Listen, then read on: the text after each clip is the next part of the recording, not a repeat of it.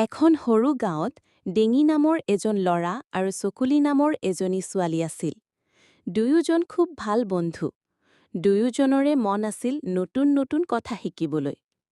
এদিন স্কুলৰ পৰা ঘূৰি অহা সময়ত চকুলিয়ে ক'লে, ডিঙি, আহা, আজি আমি গাঁৱৰ দীঘলীয়া ডাঙৰ বটগছৰ জোপা ওচৰলৈ যাওঁ। কোৱা শুনিছোঁ তাত এজোপা যাদু ফুল ফুলি আছে।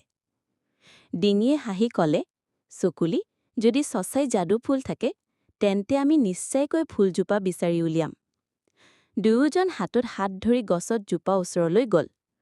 দীঘলীয়া বটগছৰ তলত বহি থকা দেউৰীজনে ক'লে, বালক বালিকা, যাদু ফুল দেখা সহজ নহয়। যিজনে সত্য কথা কয়, মনৰ ভক্তি ৰাখে, সিহে মাথোন ফুলজোপা পায়।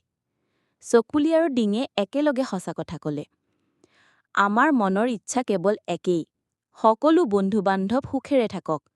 দেউৰীজনে হাঁহি দিলে। হঠাতে গছজোপাৰ ডালৰ মাজেৰে পোহৰ ওলাল। দুয়োজনৰ আগত এপাহ ৰঙীন ফুল ফুলিল। ফুলৰ পৰা মিঠা গন্ধে চাৰিওফাল ভৰি গ'ল। ডিঙি আৰু চকুলিয়ে ফুলপাহ স্পৰ্শ কৰোঁতে তেওঁলোকৰ মন আনন্দেৰে ভৰি গ'ল।